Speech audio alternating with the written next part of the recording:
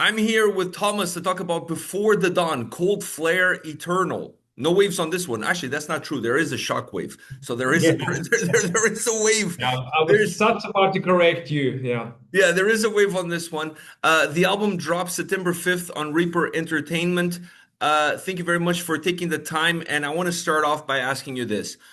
How important was Stormbringers as a record for the current lineup of this band in order for this album, Cold Flare Eternal, to sound as good as it does? Well, that is a weird question that you need to ask that question. I think that's of course, we wouldn't be doing this album if we didn't make Stormbringers. They're like completely linked. And like that album and the tours we did after the album are the things that brought us here now. So everything that happened, not just the album, but the EP, and the two European tours and a lot of shows in Finland, the festivals, all of those brought us here where we are now with the band and why this album is the way it is. How do you assess what Pavo is now doing vocally on this record, with the design that you guys built sonically for this album versus Stormbringers? Stormbringers was his first kick of the can, if you will. Yeah. Now he's had a lot more experience with you guys live, besides obviously the studio. So when you look at his performance on this album as a singer yourself, what's your take? Well, well, well, of course there's improvements, but I think the band has improved more overall than just Paava's vocals. Like because it wasn't just it was his first like a full-length album, international release. But we didn't play together for like 12 years. We had a like 12 years break with me and Juho working in the studio together. That's a long time. We are different human beings now that we used to be. The whole band was doing something completely new. Of course, we had a little bit different track record with the other guys, but it was a weird moment just coming together in that way that it happened accidentally because of a TV show. So of course, like the whole band has been like now evolving and growing together and becoming a band. We were a group of people in a studio 2.5 years ago. Now we were a touring band that is like, I don't know how to explain it better, but yeah, the whole band is was in a completely different place. Of course, Paavo did like did amazing job in the studio. I not maybe the performance itself was the biggest factor, but it was more like because now it was easier to work with Paavo because me and Juho we knew his abilities better. We could get different like sounds and we could try different things out. But also Paavo was a lot more like open to bring his ideas. I think with this album he felt more as a part of the band and part of the whole Before the Dawn. And what he brings on the table is part of Before the Dawn. He doesn't need to prove anything. He doesn't need to hold back with the ideas. So it was a lot more like ideas for like flying in the air and a lot more input from everybody. This leads me to my next question, which I've listened to the album, so I've heard the whole record. I think it's the best album that you have released since Constellation came out with Wolfheart. It's phenomenal album, but there's a but. It sounds a lot like Wolfheart. Yeah. Oh, well, yeah. I just the interviews I've been doing today before this one were completely the opposite. Like people were like, "This is because now there's the EP coming and then the Cold Flare Eternal." So both bands are releasing singles frequently at the same period of time. And there's been so many people like, "No, it's so clear that Wolfheart is so different than Before the Dawn." But then again, I'm writing the music, so I can't deny that there wouldn't be the things like certain elements. It is heavier. I think what I was afraid with the Stormbringers, what I was a little bit holding back the heavier side of Before the Dawn because of Wolfhard. Because in the past there was only Before the Dawn, and then some side projects like Dawn of Solids and Blacks and Eon, but there was nothing competing in this mellow death genre anyway. So I was kind of like a little bit holding back, but on this album, again, the touring plays a big factor. It was so much fun to travel with the guys, to play with the guys, to play to the audience, see the energy and the feedback of the audience. So it like we didn't want to like think at all. If it's good, it's good. If it's There are some songs that I was like a little bit hesitant. Like Stronghold is one very much more like death metal even than melodic death metal. And I thought like this is gonna be joke for the guys. It's never gonna be on the album. Let's see what they say. And they voted against me completely. Juho would have wanted to have that as one of the single songs. And so it's yeah, this album we wrote for ourselves. And I think that's the strength of the band also musically. Like when we get to like put all the boundaries and rules and such aside, I think we function the best. Yeah, it is heavier, which means it leans a little bit more towards Wolfhard. But when you look at the main elements of Wolfhard with the symphonic stuff, being Wolfhard being so much darker also. And yeah, to me, they are still completely different bands, but I do get that we are stepping in the same level of heaviness with at least certain songs. Yeah, and in this album you mentioned cold. I felt like this album, not because the title of the record has cold in it, but I felt like this album was definitely colder than Stormbringers. There's definitely a cold feel to it, and a lot of it comes from that guitar sound that I always identify very much with Wolfheart, that grit on that guitar sound that brings that cold breeze in. This album has a lot of it consistently throughout, which I thought was really interesting. But I agree with you. While being a heavy record, it doesn't cross necessarily to the limit of where Wolfheart currently is, but man, is reminiscent of where Wolfheart perhaps was a few records behind, which is really cool because then you bring a different dynamic because drum wise sounds different, vocally there's different dynamics. So there is some similarities, but there's still a lot of differences. Do you see it that Yeah. way? Yeah, I do. Like I can't deny the similarities because yeah, it's my guitar, it's my hands. It doesn't like it gives a certain wiggle room with the sound, and we did use completely different way of recording and doing the sound for guitars. So everything is different than it is always with Wolfhard, but still, when the source of the sound is the same, that is something you can remove. And I either I don't want to. That's the guitar sound I like. That's basically my sound. So that's in a good and bad. That's the part. And like yeah, you mentioned the coldness. Like yeah, and now I think I'm kind of like embracing more heavily the whole legacy of Before the Dawn with this album because yeah, like the last album Phoenix Rising. I should remember this. This is a little bit embarrassing, but something with Phoenix and something with Rising. That was all already basically Wolfhard sound, and Jonas played the drums on that album, so the tempos and the rhythmical arrangements were pretty much Wolfhard, no clean vocals at all. So, but that was still Before the Dawn. So that coldness came from Before the Dawn. It's not like Before the Dawn is suddenly sounding like Wolfhard. Wolfhard has some albums that sound like Before the Dawn. That's the way I see it because I look back 20 years, 25 years and I think it's 15 or 16 albums. So Before the Dawn was the thing that started this whole thing. That brought the sound. Then Wolfhard picked up from there and now basically the big brother has entered the building and yeah, that's how I see it. And it's interesting you call it Big Brother. I feel like, and maybe you see it differently, but I feel like Before the Dawn is becoming maybe not more popular, but would you say more successful than Wolfheart at this point in terms of demand?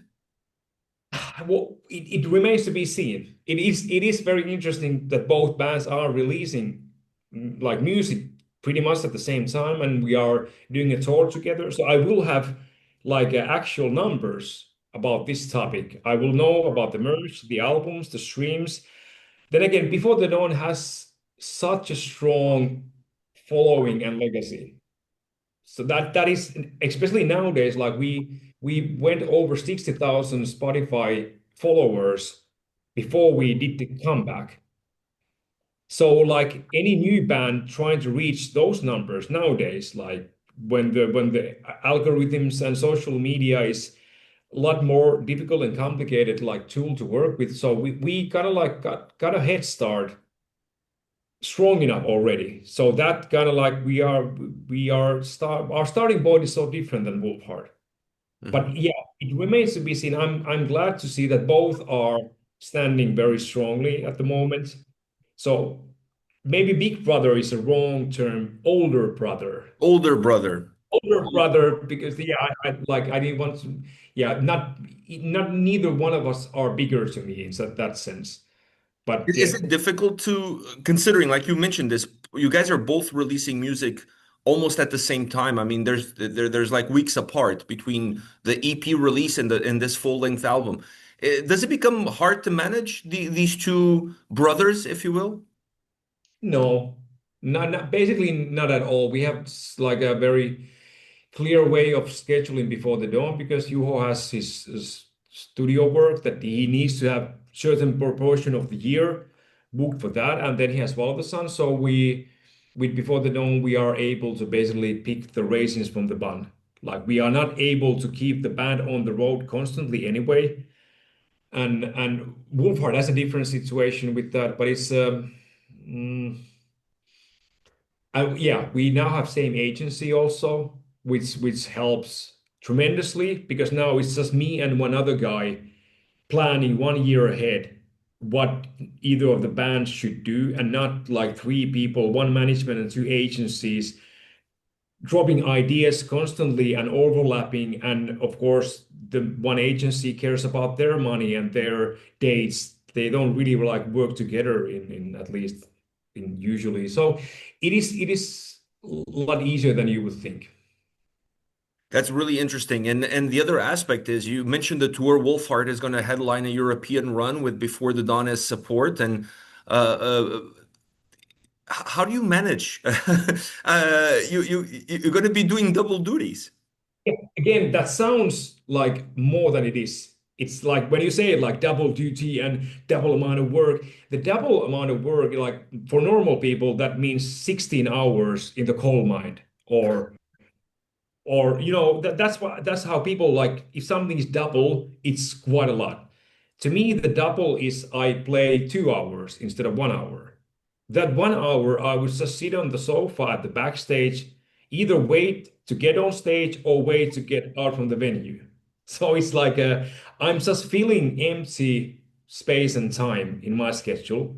I get to do double amount of what I love, probably the most in this universe, and I get to be home the double amount of time because otherwise I would have both bands doing separate tours. I would be on tour in Europe in the winter, 2 months basically on a row, which it is ultimately the easiest way for me of touring ever. And since it's drums and guitars, it's a different mindset, different instrument, different approach. So like Markus does those like Insomnium Omnium Gatherum tours. He plays guitar 2.5 hours a night. That would be horrible. When you are stuck with the same instrument, same thing on the stage. I get to basically like tap out from another one and start something completely different. So it doesn't add up the same way. So it's to me it's ideal. Our agency is more against those kind of tours than I am because he doesn't like that we are becoming like this like twin brothers doing everything together. But to me, it's the best way of touring. I know touring in North America. Sorry. But one thing I need to add also, like because one thing that I love about touring is also the people I get to tour with. And I have in both bands, I have the favorite people in my life already. So now I get to bring everybody on the same bus and the same tour. So it's also like it's kind of like everything good doubles, nothing bad actually. Vagelis is also doing double duties, but he's doing both on guitar. But at least he's got a big break in between. So Yeah. You can go grab some coffee or something like that. Now, I know touring in North America is a different beast, but if this works well for you in Europe, do you think this is something that could possibly be duplicated in North America? You mean the double tour or Yeah. before? Yeah, well, yeah. We would love to do that. We've been talking about that with Before the Dawn guys for a while now. We do know the challenge, and we need to be a little bit stronger place financially. Like we are in a good place in the European terms, but when you are thinking about like the first tour in North America, that means you need to have like 20,000 euros extra, and you need to be ready to lose it all and even not to have the tour. So that's the buffer we are basically building now, and yeah, that would be awesome. That would be I could fit both bands in a bandwagon. I would like we've been already planning and talking about that, but just taking the step is quite like a quite a big thing. So The last time that you wanted to test the waters, you did that Canadian tour run with Wolfhard. Is that something that would entice you now to test the waters with Before the Dawn and do something like that? that's what we've been also talking about quite a lot. That would be because then the whole visa procedure cost everything would go away, and also like the whole US is a weird place at the moment. It's always been very like exotic from European point of view, but now you have like the army with the with weapons in the streets of Los Angeles and stuff like that. So you planning anything with US seems quite like huge risk, even though we are up to take it once we are financially there. But with Canadian tour, yeah, that would be something I would do in a heartbeat when that like opportunity opens. I guess we would be having another barbecue at my place when that happens. That yeah, it's quite a long many years since we did the It's the been a while. You know, I found the Beaver Heart tour T-shirt. Uh, uh, I have to take a picture. I found it a couple of days ago. I was cleaning up a closet, and that was like a large. It was my son. He was a large at the time. Now he's like triple XL, and it was like Beaver Heart. I was like, holy shit, this is like ages ago. Incredible.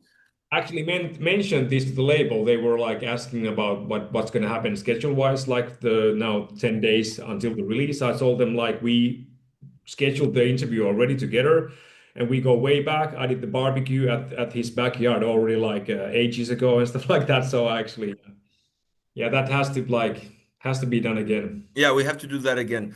I got to run to another call, but before I run, I have to ask you this. I've joined the gym December of last year. I've been working out. I've lost about 60 pounds. I'm addicted to lifting weights, absolutely addicted to it. I saw your video doing some bench pressing.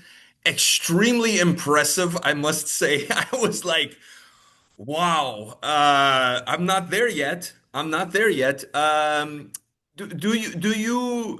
that take a huge part of your life? Is that something you really enjoy to chill out and do some weights? I've done that for like 30 years already. So yeah, that is, but in my age, I also need to like balance it because to be able to do drum rehearsals almost daily and play guitar quite a lot, I need to balance the strength thing quite a lot. Like there is a quite a big compromise, like especially with the shoulders and forearms. Like I need to be able to do a lot of other stuff than weightlifting, but I still do like four days a week, basically minimum. And it does like is I didn't change the mentality with the training, but once I started to be like full-time musician like 2.5 years ago, now I have time to sleep and eat like I should have been doing the past 20 years. And then I saw like huge change. I think that's the biggest change that I have had in training. I can still do with what 330 pounds with the bench press when I'm 45 because I I respect my tempo a lot more than I used to. Like I don't know how I get to those weights at the gym with the 3 hours of sleep and the shit I was eating. So yeah, that now is a lot more like enjoyable also because every time I go to gym, I'm in a good headspace. I've got like 7 hours sleep. So yeah, Yeah, there's not a lot of protein in that ice cream, let me tell you. Very little. It's not a good protein source. Ice cream is not a good protein source. Definitely not. You're not going to hit all your macros eating ice cream, that's for sure. I don't think it's a source of anything good when it comes to like respecting your temple again. I don't, that doesn't fit that criteria. But I like ice cream. Also, I want to enjoy my time on this earth. So like there's time for discipline, but there has to be time for ice cream also. I love what you're saying because it's true. I follow the same kind of rules. It's good to find a nice balance. Life should be about balance. Thomas, thank you very much for your time, man. Like I said before, this is the best release that your name is on it since Constellation came out with Wolfheart. This album is phenomenal. It's really fucking good, top to bottom. I love this record. I honestly love this record. What an amazing Before the Dawn record. Cold Flare Eternal out September 5th on Reaper Entertainment. As always, thank you very much for your time. Thank you. Perfect. All right. I got 5 minutes. I got to ask you, what's your split? What is split? What does it mean? Like, do you do like push, pull different days? Like, do you have a routine? Yeah, yeah, I have a routine. I have a like I now at the moment it's like little I we need more time. There's a weird twist with my training at the moment. With like yeah, I can't even open that. That will take too much time. But I chest, arms, and back, shoulders, and legs. Those are my like yeah. Yeah, I do. I do biceps. I do biceps and back on the same day. Yeah, I do triceps and chest on the same day. Then I do just a shoulder day, and then I do just a leg day. And then yeah. what I do is I do 3 days on, I take 1 day off, then I do 2 days on, and then I take another day off. So I end up working out my back and chest twice a week, shoulders once a week, and legs once a week. It works well for me. Yeah, I like it's individual thing with everybody. Like it took quite a long time for me to naturally find which works better. None of the programs that you find online, for example, those are good like basic guidelines, but Hmm. they work for one person and for the other one is completely horrible. And it like yeah, but it's yeah, I do have a like a program and I have weird plans in the future, athletic plans, which like probably will take some time and we have time to have the barbecue until I'm there where I'm going. But it's I was going to say the next time you come to Toronto, I'll find out a local gym close to where the venue is, and we'll do a workout together. We'll do a video of us doing a workout. that that's a really good idea. I Okay, mean, perfect. We'll do that. I think will be really cool. I think that's different content, but people really dig that shit, and I think it would be super fun to do like a yeah, workout video yeah, together. yeah. You'll embarrass me because there's no way I can bench press 350 pounds, but Yeah, we're not going to do a competition. That's the thing that I think a lot of people need to remove from the training is like comparison and competition. You work for yourself and your body, and everybody has a different goals and different things. So like any like serious trainer in any gym or any sport, they don't care what the other one is doing. So it's like the embarrassment should be like yeah, I agree with you. out of the window because. Yeah, I'm going. I'm being in the gym with Vagelis. I know what embarrassment is. So it's We like, can bring him along. So the three of us, oh, that would be yeah, fucking hilarious. Thomas, thank you very much for your time. Sorry about all the confusion with the times. I'll well, have our chat up before the album comes out. I already recorded my review. The review will be out the week of the release on the Monday of the release. So the album comes out Friday. I'll have my review out on Monday. I'll probably have our chat either after the review or a couple of days before the review. I'll space them out. But man, dude, this is phenomenal shit. okay. Congratulations. Thank you. See ya.